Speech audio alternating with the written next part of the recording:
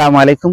আজকের এই ভিডিও তাদের জন্য যাদের নাক রসে মানে নাক দিয়ে রক্ত বেরোয়, কোনো ওষুধ খেয়ে মেডিসিন খেয়ে আপনার রক্ত পড়া বন্ধ হচ্ছে না, তাদের জন্য আজকের এই ভিডিও।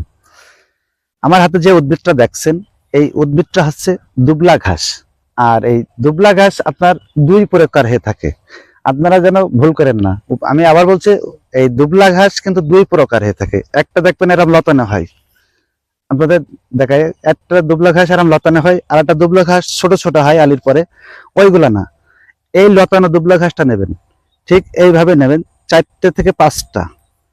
থেকে 5টা পরিষ্কার এরম ভাবে এতটুকু পরিমাণকে নেবেন, নিয়ে পরিষ্কার পানিতে ধোবেন, ধুয়ে 4 থেকে 5টা এইভাবে নেবেন, সবগুলা দিয়ে আদা দেবেন 1 ইঞ্চি পরিমাণ, সকালবেলা বাসি পেটে 1 ইঞ্চি পরিমাণ ইয়ে দিয়ে, আর এদিকে 4 থেকে 5টা ডাল দেবেন, দিয়ে চাবিয়ে খেয়ে সকালবেলা খাওয়ার পরে ডুব দিয়ে গোসল করে চলে আসতে হবে।